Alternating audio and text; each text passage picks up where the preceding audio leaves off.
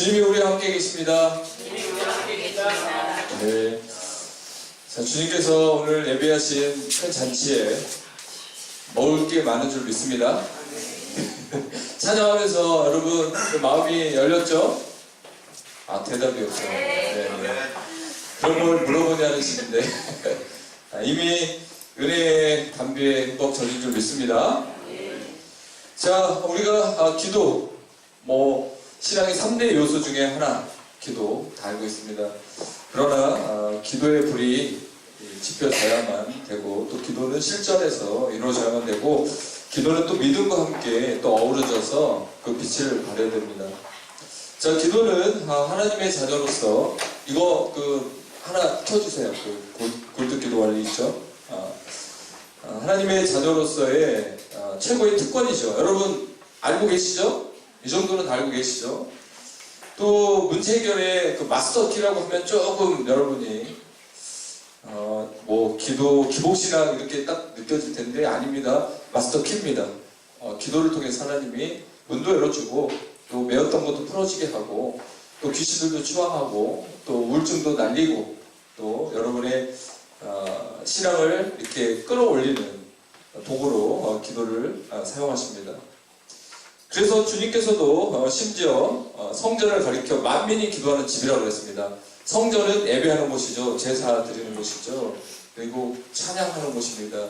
근데 그 당시 예수님이 말씀하신 것은 만민이 기도하는 집이라고 했습니다. 그래서 이걸 또 좁혀서 현대적으로 가까이 적용해보면 이제 성전은 여러분 안에 있죠? 그렇죠? 그렇기 때문에 이제 여러분 안에 이제 기도하는 집입니다. 그런데 강도의 구별이 된다. 만약에 기도하는 집을 가꾸지 못하고 경작하지 못하면 이제 강도의 구별이 될 확률이 있다는 거죠. 강도의 구별이 되면 강도 같은 생각, 그렇죠? 강도 같은 삶, 그런 삶을 그냥 자동적으로 살게 됩니다. 그래서 우리가 기도하지 않는 사람들은 청소도 하지 않는 사람입니다. 자기 내면 관리조차 못하는 사람들이에요. 그래서 사탄은 기도를 막게 하고 하나님은 기도를 하라고 하고 하나님은 항상 기도하라고 그러고 사탄은 조금만 기도하라고 그러고 그리고 하나님은 기도하고 포기하지 말라고 하고 사탄은 기도하다가 지치면 그만두라고 이렇게 말합니다. 자, 그렇습니다. 이 싸움에서 여러분 지혜롭기 때문에 누구보다도 기도의 불을 지피는데 앞장서실 줄 믿습니다. 자, 굴뚝기도 세미나 이 지구본이 계속 돌고 있죠. 지구가 돌고 있죠. 계속 지구는 돌고 있습니다.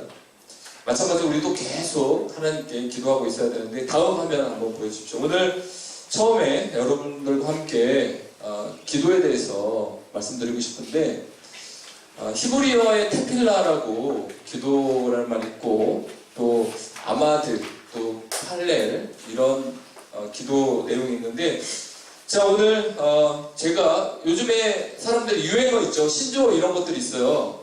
기도도 이미 다 나왔습니다. 기도는 호흡이다. 기도는 하나님과 대화다. 기도는 하늘문을 여는 강구다. 이런 우리가 익히 알고 있는 기도 내용이 있는데 저는 조금 몇 가지 더 여기를 첨가했어요. 자, 한번 따라서 하겠습니다. 기도는 성령 게이트다. 기도는 성령 게이트다. 우리가 최순실 게이트는 들어봤지만 성령 게이트라는 말은 잘 안 들어봤죠. 그래서 만들었습니다. 문이 열리는 거죠. 우리가 기도할 때 성령님이 좋은 것으로 우리에게 주시죠. 우리가 기도할 때 우리 더러운 것은 보혈로 씻겨지고 또 위로부터 좋은 것이 내리기 때문에 거룩한 교환이 이루어지는 겁니다. 기도할 때 성령의 생기가 들어오고 우리의 연약함이 다 그냥 사라지는 그런 거룩한 교환이 일어나거든요. 그래서 성령 게이트, 정말 성령님이 문을 여시고 성령님이 찾아오시고 성령님이 여러분을 터치하시면 놀라운 일이 일어납니다. 그래서 여러분 지금도 하나님께서 여러분에게 이 놀라운 그 마음, 놀라운 생각, 또 놀라운 행동 그것을 이제 요구하실 텐데 반드시 이 첫날에 이런 성령 게이트, 이 문이 열리는 역사를 여러분이 먼저 경험하기 원합니다. 그리고 두 번째는 영적 산소 호흡기다. 그렇습니다. 여러분 요즘에 미세먼지도 있고 또 간접 흡연도 있고 해서 대부분 폐가 안 좋아요. 그래서 담배 생전 펴보지도 않은 분이 폐암에 걸려서 사망하는 그런 뉴스도 가끔 봅니다. 숨도 못 쉬겠고 또 살아가는 데 있어서 요즘에 경쟁 사회죠. 먹고 사는 거 정말 힘들어요. 그래서 숨도 못 쉴 때가 있어요. 우리가 그래서 기진맥진하고 지쳐 있어요. 그래서 막 낙담하고 그럴 때 있어요. 근데 그때 너는 내게 부르짖으라. 내가 내게 응답하겠고 내가 알지 못하는 크고 미란 비밀을 보이리라. 환난 날 나를 부르라. 내가 너를 건지리니 내가 나를 영화롭게 하리라. 자, 이런 메시지가 들려오면서 기도하기 시작하는 거예요. 기도 골방을 찾는 거예요. 히스기야처럼 다 펴놓고 나의 상황과 현실을 다 아뢰고 눈물로 기도하는 것입니다. 그때 갑자기 성령께서 급하고 강한 바람을 우리에게 불어주셔서 우리가 다시 새 힘을 얻게 됩니다. 그래서 기도는 영적 산소호흡기다. 저는 그 병원에 가서도 그런 분들 많이 봤어요. 중환자실 들어가면은 산소호흡기를 끼고 있잖아요. 그러면 삽니다. 마찬가지로 여러분이 기도 영적 산소호흡기를 끼고 살면 여러분 항상 살 수 있습니다. 행복할 수 있습니다. 세 번째로 환난날의 탈출구다.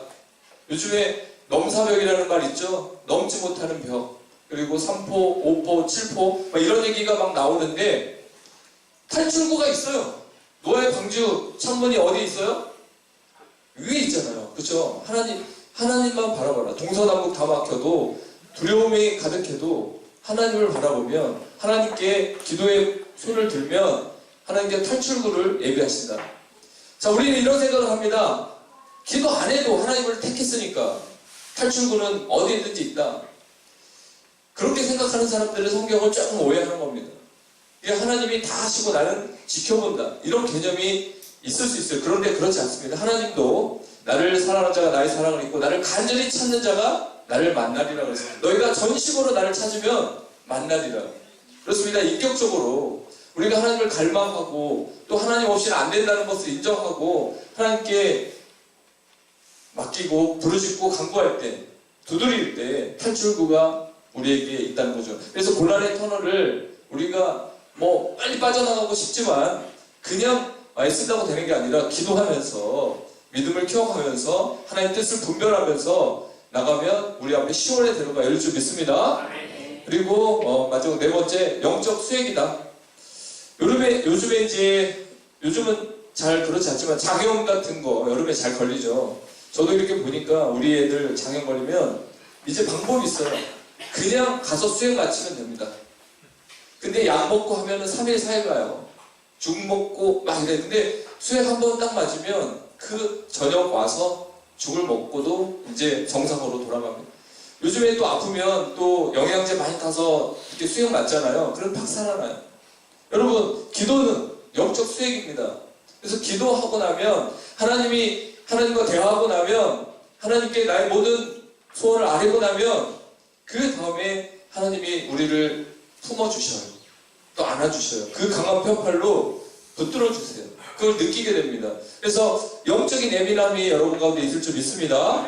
바로 이렇게 저는 정의를 내려봤고 하나 더 이제 추가하자면 기도는 영적 미지 세계를 여는 도구입니다. 영적 미지의 세계. 여러분, 우리가 3차원에 살지만 4차원이 있죠. 보이지 않지만 우리는 보이지 않는 걸 믿고 있죠. 그렇죠? 마찬가지입니다. 기도하는 사람은 영적 미지 세계를 여행합니다. 콜럼버스처럼, 바스코다가마처럼 인도왕과 신대륙을 발견합니다. 하나님의 어떤 비밀 계획, 또 비밀 경영, 우리가 이거 다 할 수는 없지만 나름대로 하나님과 깊은 교제를 나누면 아브라함을 벗이라고 하나님이 인쳐주셨잖아요. 벗이라고 했잖아요. 그만큼 비밀이 없다는 거죠. 그렇죠? 여러분, 아브라함만 특별히 선택해서 그에게만 하나님이 벗이라고 그러고 비밀을 말하는 게 아니라 누구든지 하나님의 자녀로서 하나님과 호흡하고 하나님을 가까이 하고 또 그분께 아뢰고 묻고 기도할 때 하나님께서 우리를 영적인 세계에 비밀을 열어줍니다. 그래서 저는 개인적인 주관적 계시가 있다고 봅니다. 영적 객관적 계시, 말씀은 특별 계시로 우리에게 주어져서 변함없습니다. 이 말씀을 더하거나 빼면 절대 안 되죠. 그 말씀을 뛰어넘을 수는 없습니다. 단지 제가 말하는 이 주관적 계시는 제가 어떤 문제를 놓고 기도했어요. 결혼 문제로 간절히 기도했어요. 근데 하나님의 제 마음에 감동을 줬어요. 저 자매다. 예를 들어서 틀릴 수도 있어요. 많이 틀립니다. 오판합니다. 그러나 진짜 믿음 좋고 또 하나님과 또 교류하는 사람은 그렇게 기도했을 때 하나님이 마음을 줄 때가 있습니다. 그건 주관적으로 개인에게 감동을 주는 거예요. 그냥 기도할 때 성령이 감동을 줍니다. 그러면 그 하나님의 인도하심을 우리가 느끼게 되죠. 근데 요즘에 예전에는 주관적 계시가 너무 많아서 사람들이 내가 뭘 봤다, 내가 꿈꿨다, 내 말이 맞다, 막 그렇게 얘기를 했는데 요즘에 이제 그런 게 쏙 들어간 것 같아요. 기도를 안 해서 그런지 아니면 이제 우리가 말씀 안에서 정론이 잘 돼서 그런지 이제 그런 주관적인 얘기를 많이 안 하는데 저는 주관적 계시를 가지고 뭐 막 이렇게 살아라고 여러분에게 권면하는 건 아니지만 이렇게 개인적으로 하나님과의 응답이 있고 개인적인 대화가 있고 하나님의 길을 예비하시고 뭐 이삭에게는 애굽으로 내려가지 마라 이런 얘기도 하잖아요. 또 야곱에게는 베델로 올라가라 뭐 이렇게 하고 또 가서 제사를 드려라 뭐 이런 메시지를 개인적으로 다 주듯이 여러분 개인에게 뭐 선택해야 되고 이루어야 될 그런 일들에서 하나님이 개입하십니다. 여러분 믿으시죠? 아멘. 그렇습니다. 그렇게 활짝 열어놓고 하나님과 대화하는 사람에게는 더 하나님이 많은 은혜를 더 내려줄 줄 믿습니다. 아멘. 그리고 한 가지 더 여러분들이 아말렉 사건을 이미 알고 있죠. 아말렉 사건. 그래서 두 손을 모세가 들고 손이 내려가면 아론과 홀이 그 손을 들었을 때 해가 지기 전까지 그러니까 하루 종일 그 손이 내려오지 않았다 그랬잖아요. 전쟁 중에는 기도 손이 내려가면 돼요? 안 돼요? 전쟁 중이잖아요. 지금 죽느냐 사느냐예요. 지금 우리는 다 죽느냐 사느냐입니다. 영적으로 보면. 근데 그 손이 내려가면 안 되는 거죠. 전쟁 중인데 기도를 안 해요. 전쟁 중인데 넉놓고 있어요. 이러면 절대 하나님이 역사할 수 없습니다. 그래서 여러분들 모세가 손을 들었다, 거룩한 손을 들었다, 하나님을 향해 부르짖었다. 여러분도 이 손을 드십시오. 그러면 그 손이 또 기도의 시간이 계속 이어지는 한 여러분 절대 망하지 않습니다. 절대 낭망하지 않습니다. 절대 실망하지 않습니다. 그래서 기도가 이만큼 중요합니다. 자, 이 기도 부분에 대해서 신조어를 제가 한번 얘기했고 그 다음 한번 보겠습니다. 오늘은 이것만 합니다. 오늘 첫 날인데 이 부분이 너무 함께 이제 성경적으로 제 얘기만 하면 제가 그냥 뭐 만들어낸 얘기니까 의미가 없어요. 그러나 성경에 나온 이야기 그래서 항상 기도하라고 하셨는데 정말 항상 기도할 수 있는 것인가? 성경은 항상 성경 안에서 기도하라고 했고 예수님도 항상 기도하라고 했어요. 그러면 정말 항상 기도할 수 있는 것인가? 내가 이렇게 바쁜데도 내가 이렇게 할 일이 많은데도 항상 기도할 수 있는 것인가? 우리는 한번 고민할 볼 수밖에 없습니다. 그러나 분명히 우리는 항상 기도할 수 있습니다. 믿으십니까? 아멘. 이 기도 패턴만 유지하면 어린아이들도 또 어른에 이르기까지 정말 하나님과의 깊은 교제를 나눌 수 있어요. 예전에 우리가 좀 알았던 분이 있어요. 수도사였던 로렌스 형제라는 분 있죠. 하나의 임재를 쓴 유명하신 분입니다. 수도사. 그분은 처음에 하나님을 이렇게 생각하는데 하나님의 임재를 경험하는데 아주 힘들었다고 해요. 왜냐? 습관이 안 돼 있으니까 그냥 그때만 예배 딱 드리고 또 그때만 딱 모여서 하나님을 알고 그 다음에 이제 일상으로 돌아가고 이제 그런 가운데서 항상 하나님을 찾고 하나님께 기도하는 게 힘들었는데 이제 그것을 자기가 습관하고 체질화하는 과정 속에서 이제 그 몸에 밴 거예요. 이제 하나님을 생각하고 걸어가면서 생각하고 구두 수선하면서 하나님 생각하고 설거지하면서 하나님을 생각하고 이제 이게 이제 몸에 체득됐어요. 근데 우리는 이분이 특별한 분이다. 이분이 진짜 특별하니까 이렇게 했겠지. 아닙니다. 성경에 이렇게 하라고 했는데 이분은 한 것뿐이에요. 그쵸? 보편적인 그냥 보통 사람일 뿐입니다. 그럼 우리도 로렌스 형제처럼 다 할 수 있어요. 여러분도. 안 해서 그렇죠. 안 해서 그렇지 기도가 삶이 되고 삶이 기도가 되는 그 패턴을 여러분이 다 유지할 수 있다는 겁니다. 근데 이렇게 한다고 뭐 달라지나? 뭐 이렇게 한다고 내 삶이 달라지나 생각할지 모르지만 달라집니다. 놀랍게 변화됩니다. 이런 신앙 패턴만 유지하면 썩지 않아요. 뭐 부르는 노는 이끼가 끼지 않듯이 흐르는 거는 썩지 않습니다. 썩지 않습니다. 절대. 계속 하나님을 향해 있으면 이 더러운 생각도 못 들어와요. 5만 가지 생각이 들어온다 그러잖아요. 그럼 5만 가지 생각 중에 뭐 60에서 70% 부정적인 생각 뭐 이런 생각들이 계속 흘러가는데 둥지를 트는데도 내버려 두는 거예요. 냅두는 겁니다. 그러면 그 사람은 항상 보통 사람이 되는 거예요. 근데 계속 하나님을 생각함으로써 이제 들어오지 말아야 할 생각들을 몰아내면서 하나님과 교제를 하다 보니까 로렌스 형제가 나중에 가서 이런 얘기를 했어요. 처음에는 하나님을 생각하고 항상 기도하는 게 너무 힘들었는데 나중에는 하나님을 생각 안 하는 게 더 훨씬 힘들어졌다. 그쵸? 갑자기 하나님 생각 안 하고 묵상하지 않고 하나님을 바라지 않고 가만히 있으니까 그게 너무 힘든 거예요. 그렇습니다. 그래서 여러분이 이 훈련만 잘 마치면 이제 여러분은 이제 기도의 삶을 살고 또 기도의 용사가 됩니다. 자, 그래서 이 오늘 첫날 항상 기도하는 이 부분에 여러분이 한번 몰두하시고 몰입해 보시고 또 도전해 보시면 좋을 줄 믿습니다. 제가 오늘 이 교재 나눠드렸는데 6페이지를 한번 가보면 이거는 제가 나름대로 분향단을 통해 기도의 원리가 발견됐기 때문에 이렇게 한번 제가 이걸 쓴 게 아니고 남들도 이렇게 어떤 신학자나 어떤 분들이 분향단을 이렇게 그 원리를 분석하면서 얘기한 것들이 있었는데 그것들도 제가 이렇게 좀 추려서 정리를 해봤는데요. 시간이 없어서 이 분향단 기도의 원리는 이렇게 지나가겠는데 몇 가지만 제가 이렇게 말씀드리면 분향단의 위치가 있어요. 6페이지 밑에 보면 위치. 여러분 성소 또 지성소가 있죠. 그 커튼 바로 앞에 분향단 위치입니다. 그리고 지성도 바로 앞이에요. 그러니까 향단이 기도를 상징하죠. 예수 그리스도의 중보를 상징하죠. 그 기도에 불이 지펴지면 바로 그 연기가 커튼을 타고 들어가서 지성소에 들어가는 거죠. 지성소는 거룩한 하나님의 임재를 상징했습니다. 그렇다고 보면 기도의 위치는 어딘가, 우리 신앙의 기도의 위치는 어디에 있는 것인가를 먼저 우리가 살펴본다면 기도의 위치는 바로 하나님 면전입니다. 바로 앞에서 기도하는 것입니다. 그래서 여러분이 기도하면 바로 생중계되는 거죠. 여러분의 기도가 녹화로 하늘나라에 올라간 기도는 하나도 없습니다. 혹시 여러분의 기도가 녹화돼서 수없이 많은 사람들의 기도가 올라가니까 내 기도는 한 하루 있다가 일주일 후에 하나님 앞에 올라가는 거 아닌가 이렇게 생각할지 모르지만 아닙니다. 지금 여러분이 하는 기도, 생각하고 있는 그것까지도 다 하나님께 올라갑니다. 믿으십니까? 그리고 그 위치를 생각할 때 기도, 신앙생활에서 그 기도의 위치는 바로 하나님의 지성소 앞이다.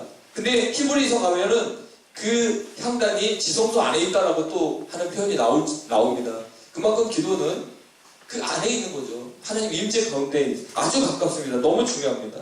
그리고 향단의 모양은 네모 반듯합니다. 정사각형입니다. 완전 정상화죠. 그래서 저는 정교함과 정밀함, 세밀함으로 만든 빈틈없이 만든 이 향단의 그 원리를 볼 때 하나님 앞에 정직, 공의 이것들이 동반된 기도. 그러니까 하나님 앞에 정직하지 못하고 진실하지 못하고 먼저 그 나라 그 의를 구하지 않는 이런 탐욕을 가지고 있는 기도는 기도가 아닌 거죠. 기도는 네모 반듯합니다. 정의롭습니다. 온전합니다.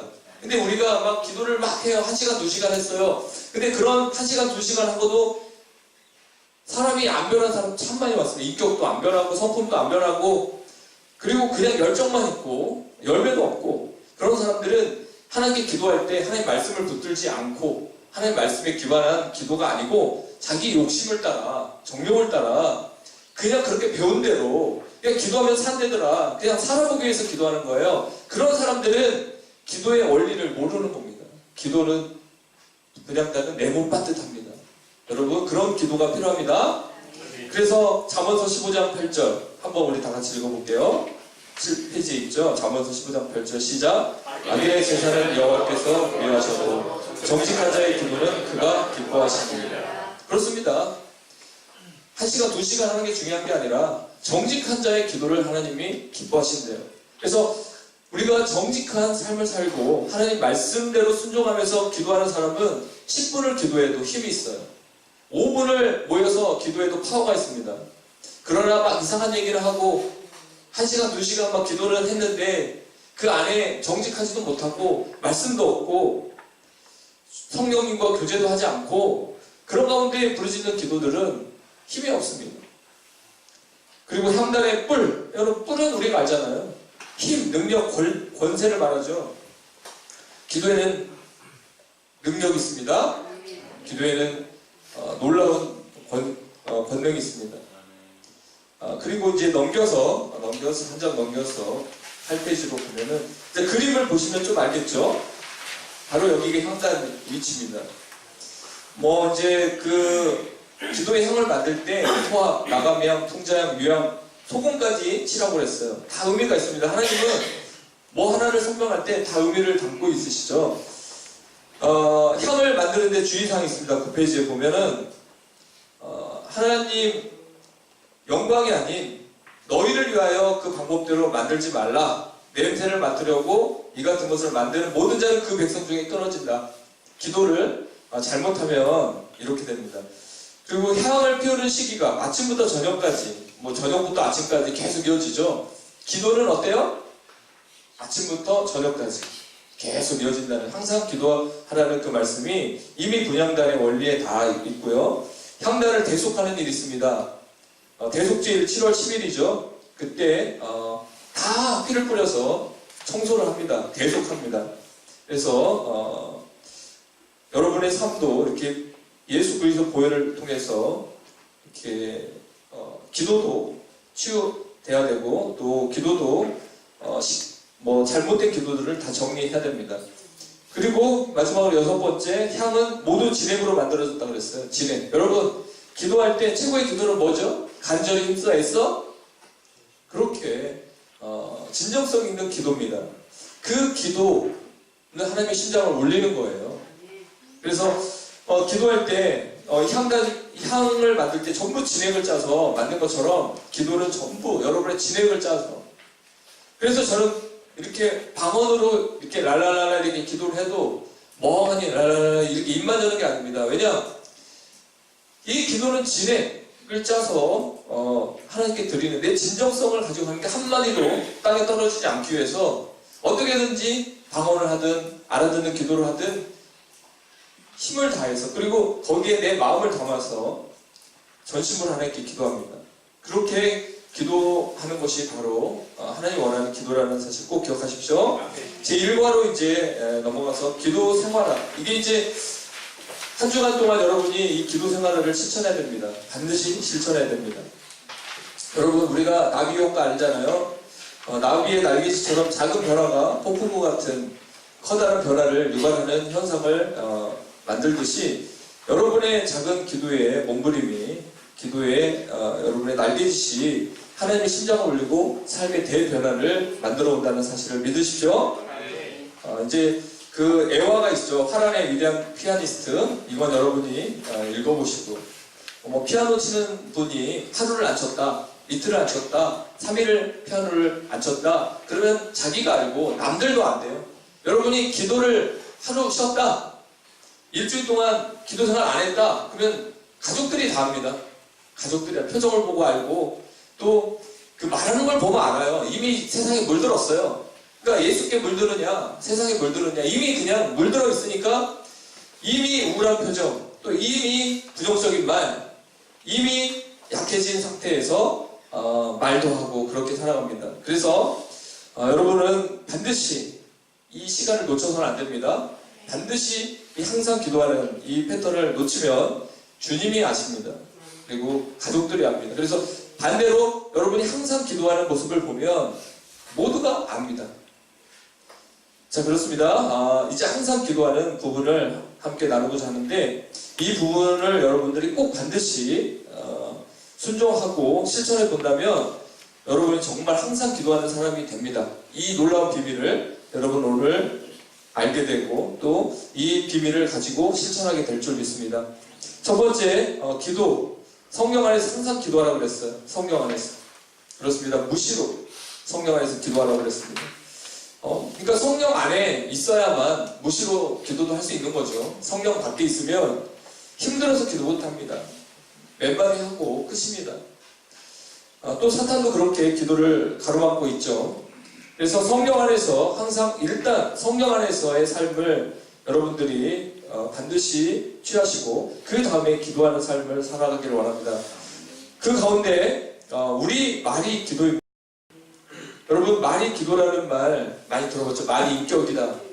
말이 인격이다 그랬어요. 왜 말이 기도냐면 성경적인 근거가 너무도 많이 나와 있어요.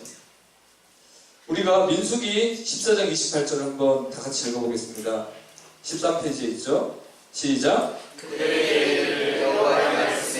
내 삶을 두고 맹세하노라. 너의 말이 내게 들린 대로 내가 너에게 하라니. 기도도 하나님께 올려져서 하나님이 듣지만 우리의 말도 하나님이 다 듣고 있어요. 그렇죠? 그래서 말이 기도입니다. 그래서 항상 기도할 수 있는 방법은 뭐냐?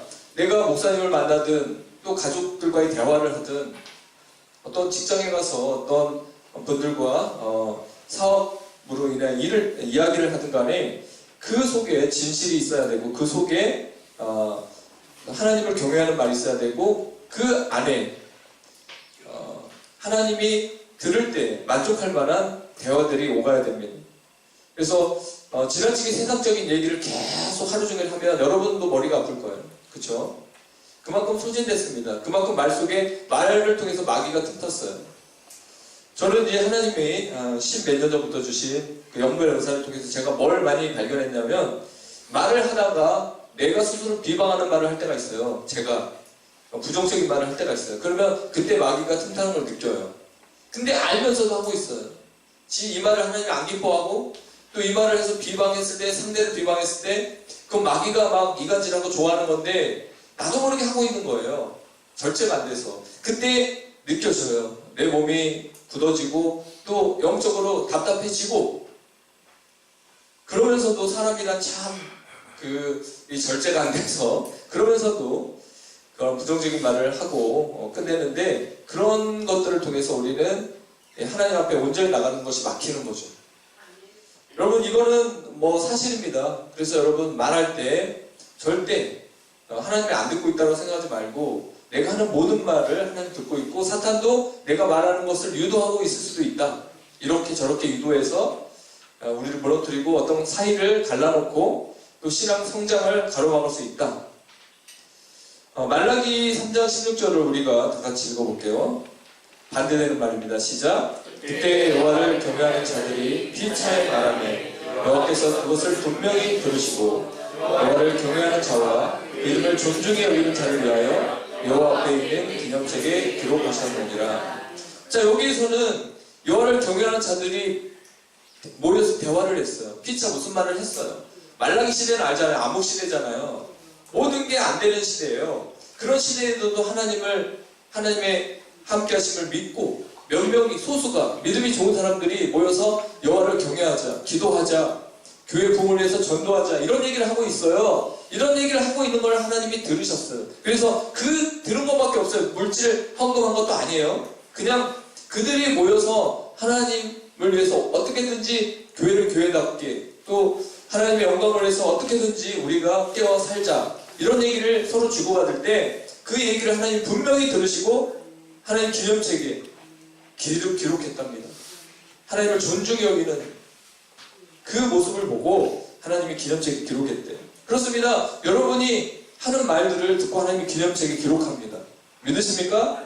그래서 내가 한 말 그냥 내 인격대로 내가 하고 싶은 대로 그냥 했지만 그게 독이 될 수 있고 그게 선이 될 수 있다는 사실 꼭 기억하십시오.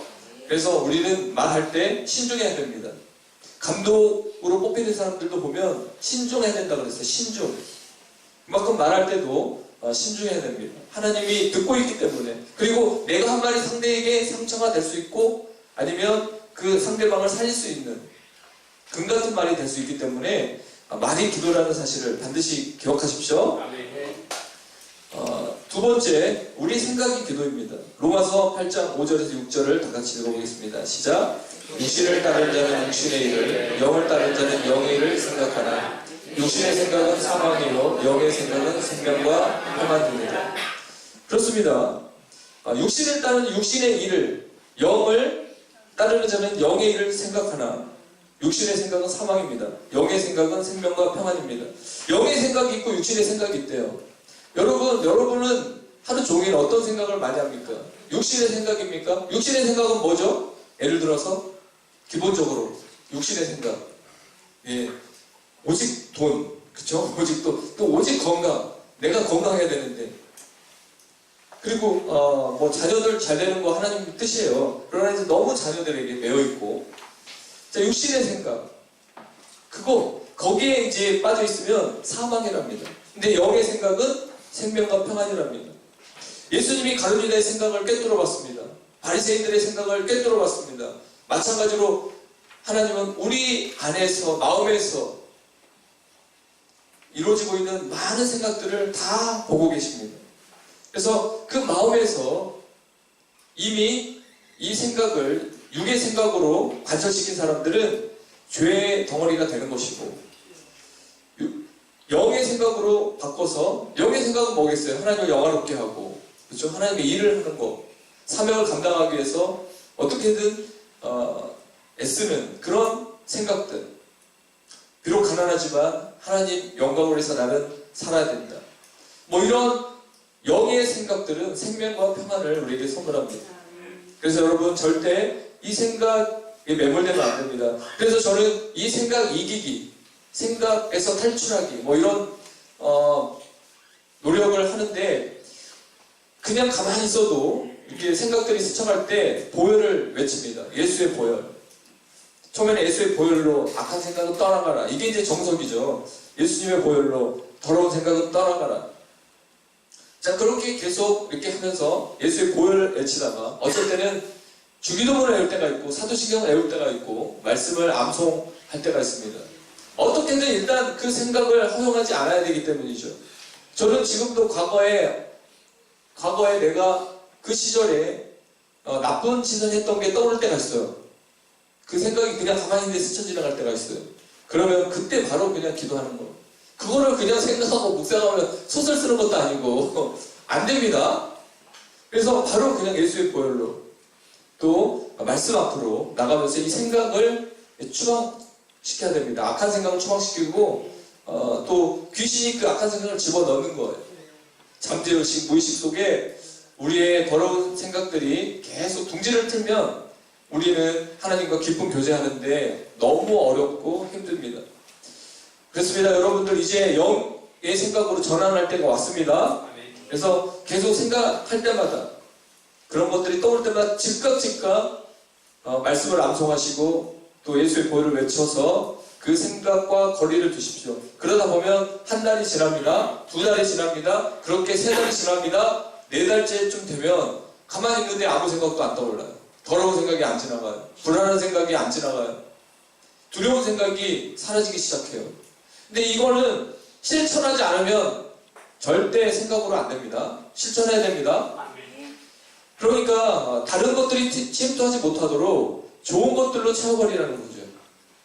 가만히 있으면 우리는 전적 타락, 전적 무능, 전적 분배했기 때문에 가만히 있으면 죄성이 그냥 그 가라지가 막 자라잖아요. 그 여름에 비 한 번 오면 곡식도 자라지만 풀이 이만큼 자랍니다. 그죠? 같이 자라요. 그래서 그냥 우리 안에서 자라는 이런 생각들이 더 퍼져갑니다. 그래서 그 천국을 비유할 때, 밭 비유할 때도 그 가시 덩굴, 그 밭이 있잖아요. 그래서 재리와 근심 이런 것들이 막아버린다 그랬잖아요.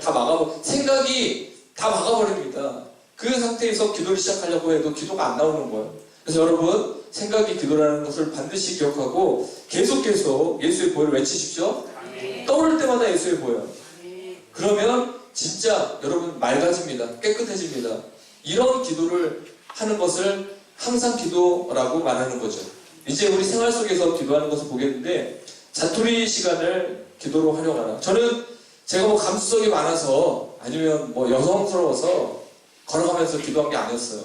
그냥 하나님을 만나고 나니까 하나님과 대화하고 싶고 하나님 앞에서 재롱도 부르고 싶고 칭찬도 받고 싶고 하나님께 사랑도 받고 싶고, 그리고 또 저한테는 그런 환경이 딱 적절하게 맞아떨어졌어요. 왜냐면 고등학교 1학년 때 서울에 올라와서 검정고시 학원을 다니면서 그 부모를 떠나서 처음에 올라와서 얼마나 힘들었겠어요. 저는 명동, 그 해안동 근처에 이렇게 와서 아르바이트하고 또 학원을 다녔는데 정말 어려웠습니다. 정말 힘들었어요. 그때 이제 전도를 받고 하나님을 만났는데 그게 이제 좋은 거예요. 집에 가면 혼자 있죠. 항상 혼자죠. 그러니까 하나님을 생각할 수 있는 기회가 많았던 거예요.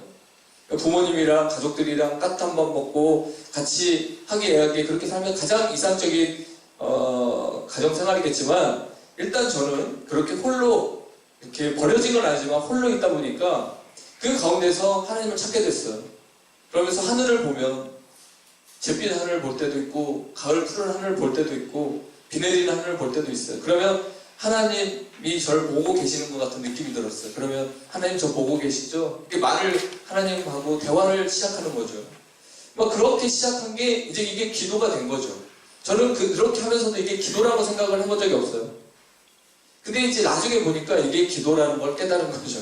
왜냐면 예전에는 기도가 뭐예요? 새벽 기도, 저녁 기도, 기도 가서 하는 기도, 작정 기도, 이걸 기도라고 그랬지, 걸어가면서 하는 기도는 어떻게 보면 약간 유치하다. 그렇게 볼 수밖에 없었던 시대가 있었죠. 그리고 힘도 없다. 걸어가면서 하는 기도가 능력이 있겠냐. 그렇게 생각을 했었고, 그러나 아닙니다. 하나님은 그런 기도를 기뻐하십니다. 친구처럼 아빠라고 부르면서 가까이 다가가는 그런 친밀한 이런 기도를 걸어가면서 하는 거예요. 그래서 저는 지금도 원종시장 아니면 원종동을 이렇게 걸어갈 때 누구를 만나러 갈 때 신호등 앞에서도 방언으로 기도하고 걸어가면서도 방언으로 합니다. 그러니까 일단 영어로 이렇게 하나님과의 계속 교통이 이루어져요. 그러면 그렇게 기도하니까 좋은 거 있었습니까? 그렇게 기도하니까 달라졌습니까? 여러분 많이 궁금할 거예요. 그거는 이제 네 번째 파트에서 얘기하겠습니다. 왜냐하면 열매가 있죠. 당연히 열매가 있죠. 하나님이 주시는 선물이 있어요. 놀라운 은혜들이 많죠. 하나님 주신 15곡의 찬양도 마찬가지예요. 저는 음악에 노래합니다. 그럼 하나님이 주시는 걸 선물로 받으니까 쉽게 되는 거죠. 그쵸? 마찬가지입니다. 그 놀라운 하나님의 선물들은 너무 많아요. 하나님과 대화하면서 가까이 친밀하게 지낼 때 오는 그 위로와 사랑, 또 위로부터 주시는 선물이 너무 많다는 것입니다. 그래서 여러분 기도의 관성의 법칙도 있어요. 이 공을 이렇게 딱 던지면 그 공이 관성에 의해서 계속 뻗어가고 싶은, 계속 굴러가고 싶은 그런 게 있어요. 기도를 계속 그렇게 시작하면 계속 기도를 하게 되고요. 계속 멈추고 싶은 거예요. 관성의 법칙입니다. 그래서 여러분이 기도를 시작하고 어떻게든지 걸어가면서 한다, 설거지하면서도 한다, 그리고 신호등 앞에서도 내가 왜 가만히 있냐, 버스 타기 전에 왜 내가 가만히 있냐, 입을 열자, 하나님 나와 함께 계시다, 이렇게 생각하고 기도를 하기 시작하면 이제 이 사람은 이제 하나님과의 아예 동행이 되는 거죠. 에녹만 그렇게 동행한 게 아니라 여러분이 그렇게 동행할 수 있다는 사실입니다. 자, 그 다음에 운전하면서 기도하라. 저는 이제 이 영상 한번 보여주시고요. 저는 이제 차 안에서 기도하는 게 골방이 됐습니다. 골방은 어때? 가장 고요하고, 잠깐만요. 가장 집중할 수 있고, 가장 집중할 수 있고, 그런 것이 골방인데, 아니, 운전대를 잡는 게 무슨 골방이냐, 이렇게 할 수 있지만, 골방인 거예요. 가장 고요하고요. 가장 분위기 좋아요. 그리고 하나님께 기도하는 게 너무 좋아요. 계속 방언으로 기도합니다. 또 한국말로도 하고, 방언으로 계속 기도하죠. 그러면서 이제 주님과 기도 시간을 갖는데, 우리 교회까지 우리 집에서 오는데 25분이에요. 막히면 30분. 그러면 올 때 갈 때 하면 1시간입니다. 근데 2번 왔다 가면 2시간 되겠죠. 그러니까 이제 성도님들과 같이 올 때는 제가 기도를 못해요. A상 대화를 해야 되죠. 근데 혼자 올 때는 그냥 안전벨트 딱 착용하면 바로 기도가 나옵니다. 저는 이게 이제 삶이 돼버렸어요. 이걸 안 하면 이상한 사람이 된 거예요. 저는 차를 딱 타고 기도가 안 나오면 저는 이상한 사람이 되는 거죠. 자연스럽게 돼버렸어요. 이 기도 시간을 합하면 1시간이 넘어요. 길게 저는 2시간이 넘어요. 저는 예전에 그 시골의 고창에 그냥 바로 가서 저희 어머니 보고 바로 올라 8시간이 걸렸는데 8시간 동안 기도를 했어요. 차 안에서. 너무 행복했어요. 근데 하나도 안 지쳐요. 기도하는 게 힘들지 않아요. 그냥 뭐 하나님이 성령이 붙잡아 주시고 또 나는 그 하나님을 갈망하는 내 마음의 언어들과 내 마음의 생각들이 다 기도로 표현되는데 절대 입도 안 아프고요. 그냥 힘들진 않아요. 근데 이거를 의도적으로 하라는 거죠, 여러분에게. 그래서 그 길을 또 걸어온 우리 청년도 있는데 한번 보겠습니다. 영상을 짧게 한번 보겠습니다. 우리 우연히 화면이 안 나와요. 이거 아닙니다. 네네. 이거 아니고 그 운전. 네네. 이거는 하연이가 우연히 찍었어요. 그래서 그냥 우연히 갖고 있다가 보여드리는 교회 오는 비 오는 날에.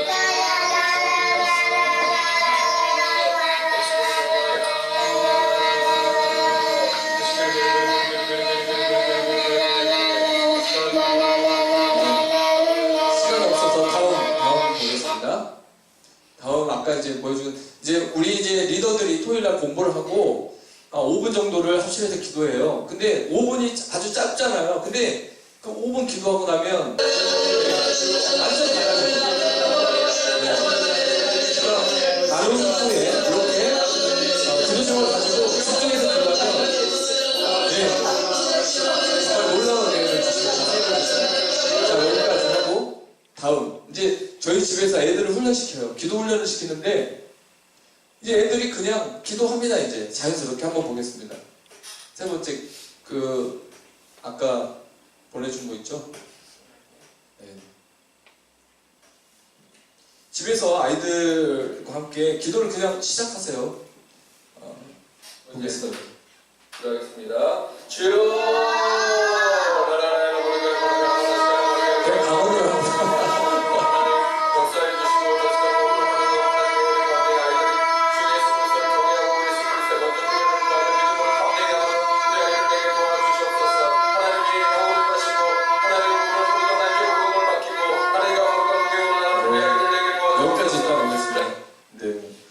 어렵지 않죠? 이거 어려운 거 제가 여러분에게 유혹하는 게 아니죠? 근데 이런 삶이 정말 필요합니다. 이제는 그냥 기도하라, 성도들이 기도하라고 해서 기도하는 사람 많지 않아요. 구체적으로 어떻게 기도하라?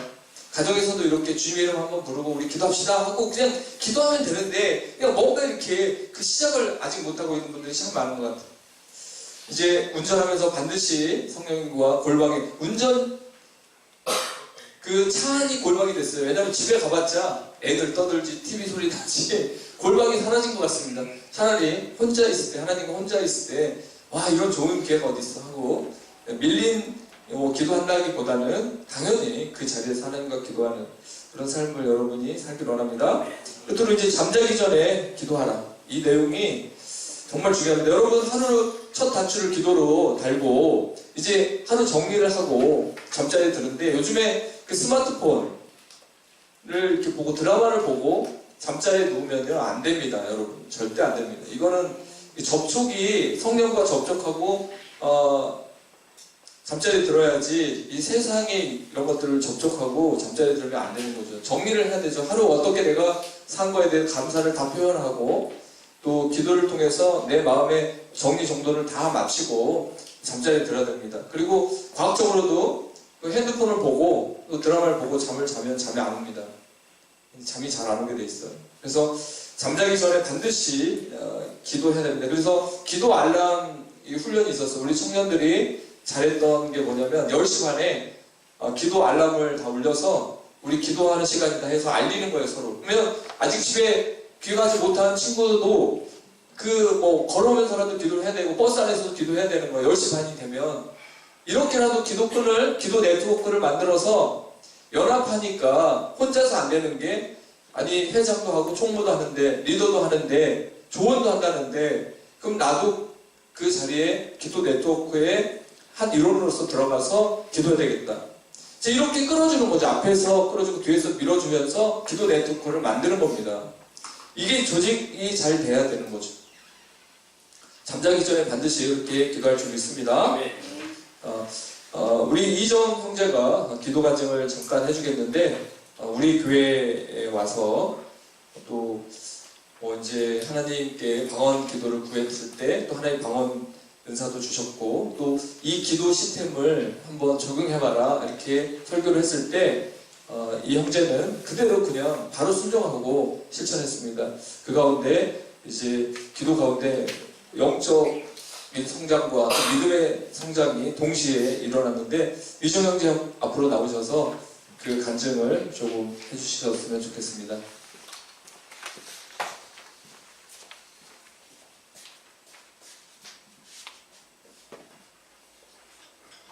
자, 박수로 환영하겠습니다.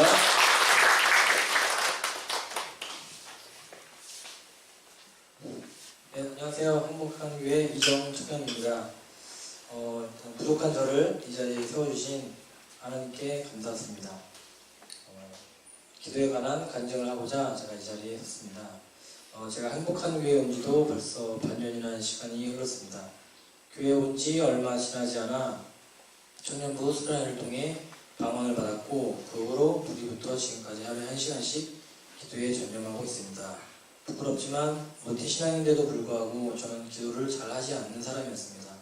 아니 정확히 말씀드리자면 기도의 필요성을 많이 느끼지 못했습니다. 짧은 인생을 살면서 사업부도와 어머니의 죽음을 보면서 힘들고 어려운 일을 겪으며 기도의 필요성과 기도의 중요성을 깨닫게 되었습니다. 또한 기도하지 않는 삶과 기도하는 삶을 통해 변화가 생겼고 하나님을 체험하고 인격적으로 하나님을 만나는 놀라운 역사도 일어났습니다. 2년 전 어머니가 담낭한 말기 판정을 받고 5개월 동안 24시간 어머니 곁을 지키며 제 인생 처음으로 간절히 기도를 하게 되었고 처음으로 간절히 한 기도를 하나님은 들어주시지 않았습니다. 어머니가 돌아가신 후 하나님을 원망하고 부정하며 원망의 기도를 매일 했습니다. 지금은 너무나 잘 알고 깨달았지만 그때 당시 제가 몰랐던 것이 있었습니다. 내가 힘들 때나 어려울 때나 아파할 때나 늘 하나님은 제 기도를 들으시고 계신다는 걸 그때는 미처 몰랐습니다. 하나님은 원망의 기도를 하고 있는 저에게 넌 날 사랑하느냐 이해할 수 없는 음성을 들려주셨습니다. 저는 그 음성의 뜻을 알고자 기도하고 또 기도했습니다. 수련회를 통해 받은 방언을 출퇴근하는 차 안에서 매일 1시간씩 기도하며 강구했습니다. 그러던 어느 날 여느 때처럼 차 안에서 방언으로 기도를 끝내고 마음속으로 하나님이 저를 사랑하시는지 알고 싶다고 말씀이든 음성이든 환상이든 보여달라고 마음속으로 생각한 순간 제 눈에서 하염없이 눈물이 흐르며 제 입술을 통해 말씀하셨습니다. 아들아, 내가 널 너무나 사랑한단다. 너가 아파할 때 아파하는 그 모습을 보며 내 마음이 너무나 아팠단다. 아들아, 내가 널 너무나 사랑한다라고 말씀하셨습니다. 그 순간 저는 하나님께 버림받았다는 생각에서 벗어날 수 있었고 어머니의 죽음도 이해할 수 있게 되었습니다. 제 기도가 응답이 됐고 기도를 통해 어머니를 잃은 슬픔과 아픔도 치유받을 수 있었습니다. 저는 하나님이 일방적으로 나를 사랑하시고 나는 일방적으로 사랑을 받는다고 생각했습니다. 근데 그건 저의 잘못된 생각이었고 하나님이 저에게 말씀하신 넌 날 사랑하느냐라고 물으셨던 그 음성이 생각나면서 내가 일방적으로 사랑을 받고자 내가 원하는 걸 구하고자 하는 게 기도가 아니란 걸 깨닫게 되었고 내가 하나님을 온전히 사랑하고 신뢰해야 된다는 걸 알게 되었습니다. 기도를 하는 데 있어서 가장 중요한 건 믿음이라고 생각합니다. 믿음을 다른 말로 표현하자면 의심하지 않는 것이라고도 생각합니다. 저는 고등학교 시절부터 부정맥이 있었습니다. 몇 달 전부터 부정맥 증상이 거의 매일같이 일어났고 병원을 가야 하나 생각을 하면서 기도로 믿음으로 간구해보자라는 마음이 생겼고 전 일주일 정도 기도로 치유해달라고 하나님께 매달렸습니다. 어느 순간 부정맥이 치유됐다는 생각이 들었고 놀랍게도 그 이후로 부정맥 증상은 사라지고 완전히 치유받게 되었습니다. 저는 하나님을 온전히 신뢰하고 간절히 믿음으로 기도한 것 말고는 없습니다. 이게 바로 기도의 힘이고 하나님이 살아계신 증거라고 생각합니다. 부모와 자식 간의 대화가 없어지면 무슨 생각을 하고 있는지 무엇을 원하는지 모르는 것처럼 기도도 하나님이 우리에게 주신 하나님과 소통할 수 있는 유일한 방법이자 선물이라고 생각합니다. 일방적인 대화나 일방적인 사랑은 서로 교감이 힘들고 그 관계가 오래 지속되기 어렵습니다. 하나님과의 관계도 마찬가지라고 생각합니다. 하나님과 서로 사랑하고 교감하고 기도해야 그 관계가 오래 지속된다고 생각합니다. 마지막으로 기도는 인내와 끈기, 포기하지 않는 것이라고 생각합니다. 기도를 포기한다는 것은 하나님을 신뢰하지 않고 믿지 않는 것이라고 생각합니다. 나의 주인은 하나님이시며 나의 아버지이심을 인정하고 모든 주권은 하나님께 있다고 인정한다면 기도를 할 수밖에 없다고 생각합니다. 구하지도 않고 두드리지도 않는다면 절대 열리지 않습니다. 기도는 죽을 때까지, 끊어지는 순간까지 하는 게 기도입니다. 우리 모두 기도가 생활이 되고 기도가 습관이 돼서 하나님과 늘 소통하며 기도를 통해 하나님의 놀라운 능력을 체감하는 삶이 되길 소망합니다. 감사합니다. 기도 강사가 여기 있었습니다. 역시 잘 배워서 또 이렇게 기도의 정의를 아름답게 또 잘 표현했는데, 우리 행복한 가족들 또 여기 모인 분들 모두가 이렇게 기도를 통해서 성장할 줄 믿습니다. 두 번째 이제 10분 정도만 하고 이제 기도 시간을 갖겠는데요. 15페이지로 넘어가서 기도와 믿음의 밀접한 연관성에 대해서 함께 나누고자 합니다. 요즘에 저희 교회는 1월 1일부터 해서 지금까지 믿음에 대해서 믿음 시리즈로 쭉 함께 달려왔습니다.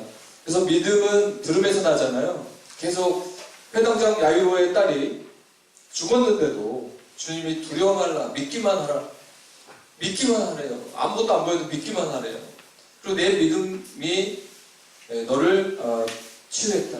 내 믿음 때문에 네가 고침받았다. 평안히 가라. 뭐 이런 수다한 메시지가 있고, 뭐 에녹의 믿음, 노아의 믿음.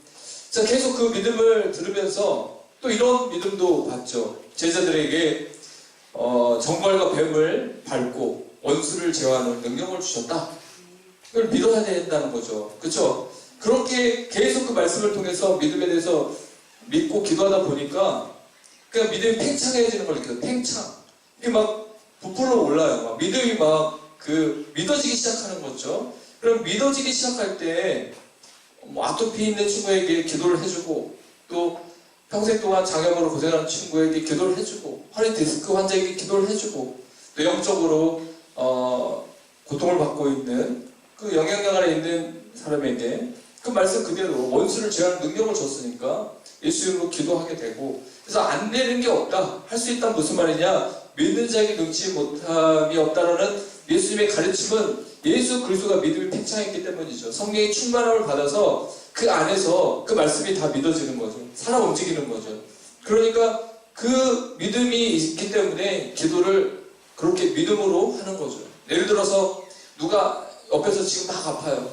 근데 기도를 해주는데 이런 기도가 있어요. 당연히 해줘야 되니까 기도하고, 어느 정도 믿고 기도하고, 이런 기도를 많이 했어요, 우리가 목사님들이. 근데 이런 기도보다 정말 예수 그리스도가 살아계시고 그 강한 편팔로 만져주시고 그 예수 그리스도의 능력이 이 시간 강하게 나타나서 이 사람의 아픈 부위를 정확히 터치해서 고쳐주신다. 확신을 갖고 기도하는 거죠. 그렇게 기도할 때 역사가 일어납니다. 저 뒤에 서 있는 우리 성한이도 여름 성경학 때 수고하다가 일이 힘든 일을 하잖아요. 그러니까 허리가 안 좋은데 뭐 들다가 이게 허리가 아팠어. 기도해달라고. 근데 그 사연을 들으니까 어때요? 아니 주의 일을 하다가 이렇게 봉사하다가 또 이제 힘든 일을 하기 때문에 허리가 다치면 안 되는 거죠. 그래서 기도해달라는데 감동이 오는 거예요. 아니 이런 사람 안 고쳐주면 주님 누구를 고쳐줍니까 주님? 허리 대고 딱 그 간절하게 기도했는데 그냥 나았대요. 이게 믿음의 기도가 이런 거죠. 그렇다고 제가 이렇게 했으니까 100% 다 나아야 된다, 이걸 얘기하는 게 아니고, 믿음의 기도를 병든 자를 치유한다고 했습니다. 믿음의 기도를 보는 거예요, 하나님이. 그 믿음의 기도에는 사랑이 포함되겠죠? 그렇죠? 사랑 없이 되는 게 아닙니다. 아무튼 그 믿음이 팽창해지는 사람들이 있어요. 막 믿음이 커지고 큰 믿음이 이제 들어온 분들, 그런 분들은 이제 담대하게 선포할 것입니다. 근데 그 전까지, 물이 99도까지는 이제 기체가 되지 못하죠. 100도씨 됐을 때, 임계점에 도달했을 때 강한 힘이 있듯이 여러분의 기도가 이제 계속 쌓이고 여러분의 믿음 생활, 예배를 통한 어떤 성장이 계속 이제 이루어지고 있는 가운데서 이제 하나님께서 티핑 포인트, 강력한 어떤 전환점, 쏠리는 현상, 두드러지게 나타나는 현상, 그 현상을 이제 주기 직전에 있음을 저는 믿습니다. 여기에 있는 분들은 이제 100도시에 다 도달한 분들이에요. 그래서 믿고 기도할 때 여러분 스스로가 알 겁니다. 그쵸? 내가 믿음으로 기도했는지, 정말 이 문제를 놓고 믿음으로 기도했는지, 또 아픈 영혼을 위해서 믿음으로 기도했는지, 그러면 그대로 되는 거예요. 근데 믿음 없이 말로만 하면 그냥 말로만 감동을 주고 끝나는 거죠. 믿음의 기도가 필요합니다. 그래서 믿음과 이 기도의 밀접한 연관성은 놀랍습니다. 성경을 이렇게 묵상하면서 더 많이 느끼고 있어요. 우리가 마가복음 9장에 가보면 그 어렸을 때부터 불에도 넘어지고 또 군대 귀신 들린 그 어린아이가 있습니다. 그 어린아이는 어릴 때부터 귀신의 영향을 받고 있었죠. 제자들이 9명이 붙어서 기도를 했지만 그 안에 어떤 귀신을 추방시키지 못했어요. 그래서 이제 예수님이 변화산 그 경험하고 제자들과 내려왔을 때 어수선하고 시끄럽고 뭐 서기관도 있고 많은 사람들이 있을 때 제자들이 쩔쩔매는 그 모습을 보고 그 모든 것을 수습했어요. 단번에 그냥 종지부를 찍었죠. 데려오라 하고 예수님이 기도해서 그 귀신을 추방하고 그 어린아이는 해방됐습니다. 그 다음에 제자들이 예수님께 나가서 조용히 물었죠. 왜 우리는 안 됐습니까? 그전엔 다 했잖아요. 주님, 그전에는 주님 주신 능력으로 귀신도 몰아내고 다 했는데 왜 이 애 안에 있는 귀신을 안 낸 거죠? 주님이 말씀했잖아요. 기도 외에는 이런 종류가 나가지 않는다. 근데 그 전에 먼저 주님이 하신 말씀이 있어요. 믿음이 없는 패역한 세대여, 언제까지 내가 너희와 함께 해야 되겠나? 제자들에게 한 얘기입니다. 믿음이 없는 패역한 세대여, 너희들이 믿음이 없다. 지금 어떻게 너희들이 지금 제자로서의 길을 가고 있느냐? 왜 그 사탄에게 결박되어 있는 그런 차를 풀어줄 수 없느냐? 믿음으로 안 되냐? 그리고 기도 외에는, 근데 여기 궁금한 게 있어요. 기도를 안 한 게 아니잖아요. 제자들이 기도를 안 한 게 아니잖아요. 또 그 전에 그런 거 생각을 했었어요. 여기서 말하는 기도는 뭘까? 기도 외에는, 그러면 어마어마한 기도인가? 하루 종일 해야만 되는 그런 정도의 경지에 올라간 기도해야만 귀신이 떠나가는가? 우리는 그렇게 생각할 수 있을 수 있어요. 그러나 그렇게 저는 보지 않습니다. 주님이 가르쳐준 기도도 있었죠. 주님이 몸소 보여준 기도 생활도 있었죠. 그쵸? 그 정도면 충분히 다 가능하다는 뜻이었어요. 그러니까 아마도 제자들이 기도의 패턴을 약간 잃은 것 같아요. 꾸준한 기도 패턴이 아닌 기복 있는 기도라든가 아니면 뭔가 믿음이 부족한 그런 모습 속에서 그 귀신을 추방하지 못하고 쩔쩔맨 그런 모습이 성경에 보여집니다. 그래서 이 사건을 마태복음에서는 믿음이 작은 까닭이라고 설명을 해줬어요. 그러니까 마가복음 9장에서는 기도에는 이런 종류 나갈 수 없다고 했고, 마태복음 17장에는 이 사건을 가지고 너희가 그 귀신을 못 몰아낸 것은 믿음이 작은 까닭이라고 했어요. 믿음이 작았기 때문에 너희들이 그 귀신을 추방시키지 못했다. 이렇게 주님이 말했습니다. 그러면서 겨자씨 한 알만큼의 믿음이 있었더라면, 겨자씨 한 알만큼의 믿음이 있었다면 산을 명하여 여기서 저기로 옮겼을 것이다. 또 뽕나무, 누가 보기엔 뽕나무를 뽑아서 바다에 던졌을 것이다 라고 이렇게 그 병의 구절로 말하고 있습니다. 그래서 겨자씨 한 알만큼의 믿음이 뭘까? 또 한번 생각해 보게 되죠. 이어지는 어떤 맥락에서 생각해 보면 겨자씨는 죽습니다, 여러분. 그쵸? 우리가 십자가에서 예수님과 함께 못 박혀 죽잖아요. 그리고 다시 살잖아요. 세상에 대해서 십자가에 못 박히고, 나도 세상에 대해서 못 박히고, 우리는 죽어서 다시 사는 인생이 됐잖아요. 마찬가지로 겨자씨는 땅에 신경 써서 죽어서 생명이 탄생하는 거 아니겠습니까? 그쵸? 그런 의미의 어떤 모습도 있고, 생명력, 예수 그리스도의 생명력이 있으면 작지만 양이 아닌 질적인 힘이 있는 거죠. 그런 믿음이 있다면 예수의 생명이 겨자씨 안에 생명이 있듯이 자라나는 생명이 있듯이 커가는 생명이 있듯이 그런 믿음이 있었다면 예수의 생명력이 있었다면 충분히 귀신은 그냥 자기들이 못 버티고 도망간다. 그러나 예수의 생명이 또 겨자씨만한 어떤 믿음이 너무 작았기 때문에 그들이 떠나갈 수가 없었다는 거죠. 그렇죠? 어떤 분이 그래요. 재밌는 얘기인데 예전에 제가 알고 있었던 전도사님이 월남전에 갔다 오신 분이 있었어요. 월남전에 갔다 오셨는데 좀 거칠어요. 거치신데 어느 날 이제 기도해도 귀신이 안 나가니까 방법을 썼대요. 어떤 방법이냐면 귀를 꽉 깨물어 버렸대요. 그러니까 얼마나 아프겠어. 귀신이 아프겠어. 그 사람이 아프지. 그러니까 막 죽네. 그러니까 귀신 나간다고. 그렇게 해서 그 순간에 넘겼다는 얘기가 있어요. 그분이 저한테 얘기해 주더라고요. 재밌죠? 믿음으로 안 되니까 귀를 깨물어 버린 거예요. 귀신이 아프겠어요? 사람만 아프지? 이런 상태가 될 수 있어요. 여러분, 그래서 귀신이 더 잘한다고 그러잖아요. 그래서 정말 믿음. 그래서 제가 말씀드리는 것은 기도와 믿음이 여기에서 똑같이 얘기되고 있다. 너희가 믿음이 작은 까닭이다. 기도에는 이런 종교가 나가지 않는다. 같은 사건을 가지고 말했어요. 그러니까 기도와 믿음은 하나인 거죠. 기도하지 않는 사람은 믿음도 약해지는 거죠. 그래서 믿음과 기도는 이렇게 뗄래야 뗄 수 없습니다. 오늘 시간이 지나서 한 페이지 넘겨서 마지막으로 그 사건에 대해서 정확히 한번 또 살펴보겠습니다. 믿음이 없으면 내용을 이렇게 여러분들이 한번 살펴보시고 누가복음 18장 8절 한번 다 같이 읽어보겠습니다. 시작. 내가 너희에게 이르노니 속히 그 원한을 풀어주시리라. 그러나 인자가 올 때 세상에서 믿음을 보겠느냐 하시니라.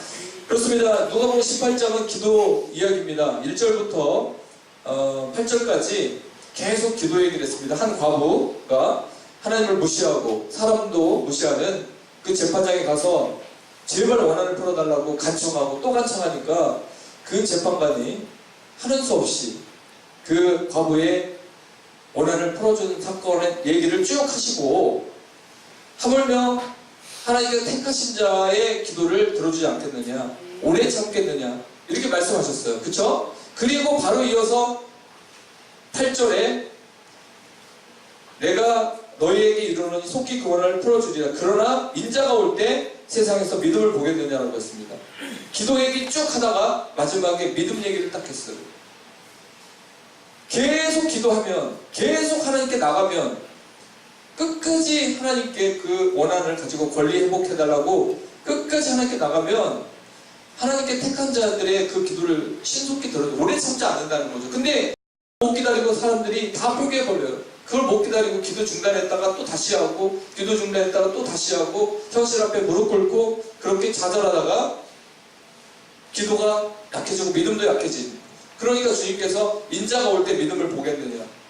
인자가 올 때 종말장입니다. 17장에 종말에 대해서 쫙 나와요. 누가복음 17장. 그 다음에 18장에 기도 얘기를 삽입시키고 그 기도 얘기하다가 마지막에 인자가 다시 종말에 대해서 얘기할 때 마지막에 인자가 올 때 믿음을 보겠느냐. 기도 안 한다는 거죠. 사람들이 기도를 안 하기 시작해요. 이제 종말의 때, 재림의 때는 기도를 안 합니다. 사람들이. 기도를 안 해요. 그냥 먹고 살 수 있잖아요, 여러분. 기도를 못 해요. 사탄이 베드로와 그 제자들 기도 못하게 졸게 만들어 보시죠. 슬픈 가운데 잠자게 만들죠. 마찬가지 이 시대에 많은 사람들에게 슬픈 마음을 주고 환경을 만들어서 기도 못하게 눌러요. 그러니까 믿음도 없어요. 동반 하락입니다. 동반 추락입니다. 인자가 올 때 믿음을 보겠느냐. 그래서 저는 이 내용을 보고 놀랐어요. 그래, 정말 기도가 중요한 거구나. 기도가 살아야 믿음도 사는구나. 인자가 올 때 기도하는 사람이 많지 않다라는 말씀. 인자가 올 때 믿음을 보겠느냐라고 했는데 정말 보여줄 믿음, 순수한 믿음, 진실한 믿음, 정직한 믿음, 그런 믿음을 가진 사람이 많지 않아요. 대충 믿음, 작은 믿음, 진짜인지 아닌지 모르는 믿음, 이런 믿음 갖고 살고 기도를 하는데 지뢰구를 짜서 기도하는 사람이 있는가 하면 그냥 기도가 그런 기도가 아닌 만들어진 기도, 바리새인이 서기관들이 하는 길가에 서서 많은 자기의 어떤 업적을 자랑하는, 아니면 청산유지처럼 기도를 잘하는 그런 기도에 전문가가 된 사람들이 많이 나온다는 거죠.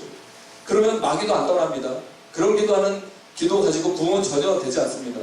바로 그런 시대가 온다는 것입니다. 그래서 여러분 반드시 항상 기도해야 됩니다. 쉬지 않고 두드려야 됩니다. 그 가운데 믿음은 성장합니다. 그때 인자가 올 때, 주님이 올 때 당연히 믿음을 보여드릴 수 있습니다. 마지막으로 여러분, 예수님이 그 열 처녀 비유할 때 5절인가요? 25장 마태복음 25장 5절인가 거기 이렇게 다 졸며 잘 새라고 그랬어요.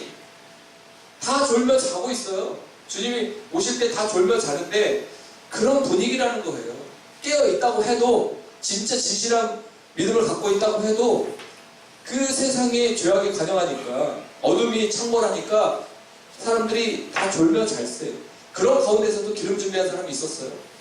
그런 가운데 기름 다 고갈시킨 사람이 있었어요. 그렇습니다. 시대가 그렇다는 겁니다. 마찬가지로 다 기도할 때 해야 되는데 다 기도하지 않고 졸고 있을 때, 그때 인자가 와서 이제 신랑이 와서 이제 다 점검하는 거죠. 여러분, 주님이 여러분에게 말씀합니다. 항상 기도하며 깨어있으라. 인자가 올 때 기도하고 있어라. 인자가 올 때 믿음을 보이라고 말씀하신 줄 믿습니다. 이 시간 우리 다 같이 한번 뜨겁게 기도하겠습니다. 반주해 주시고요. 오늘 임파테이션 기도를 하고 싶습니다. 특별히 어떤 행사가 있고 어떤 세미나가 있고 어떤 붕괴가 있을 때 은혜가 넘치는 것은 그 전에 많이 기도해서 그런 거예요. 그 많은 사람들이 미리 기도하고 그날을 준비해서, 또한 하나님이 그날을 허락했기 때문에 몇 명이 오든 2명이 오든 3명이 오든 이 날을 정했어요. 기도 세미나가 있다. 오늘 오면 기도의 불이 붙는다. 그래서 내가 너를 보냈다. 그렇게 하나님이 작정했기 때문에 그냥 두 손 들고 기도 한 번만 해도 뜨거운 기도의 불이 임한다는 사실입니다. 저는 그 원리를 많이 봤어요. 이 시간도 마찬가지입니다.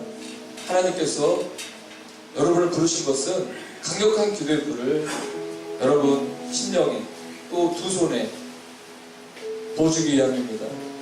이 시간 우리가 딴 거 없어요. 하나님 기도의 불을 지펴주시고 기도의 사람 되게 해주시고, 기도하면서 하나님과 더 가까워지고 믿음이 성장하고, 또 그 가운데서 믿음으로 모든 것을 바라보고 이 악한 세대를 이겨나며 주님 오실 때를 준비하는 그런 신부가 되게 해달라고, 강력한 기도의 사람이 되게 해달라고 우리 기도할 텐데, 이 시간 두 손을 한번 다 들겠습니다.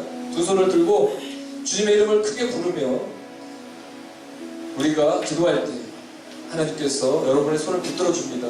어떤 분에게는 진동이 올 것이고, 또 어떤 분에게는 불이 임해서 가슴에 불이 임하든 두 손에 불이 임하든 또 치유의 불이 임할 것입니다. 또 기도가 막혔던 분은 기도에 불이 지펴져서 뜨거운 기도를 하기 시작할 것입니다. 성령의 말하게 하심을 따라 방언도 하고, 성령의 말하게 하심을 따라 여러분이 하나님께 기도하게 될 것입니다. 성령이 사로잡힐 것입니다. 성령이 끌려서 주님 기도할 것입니다. 제가 두 손을 들고 주님의 이름으로 부르고 우리 동성으로 기도합니다. 주여!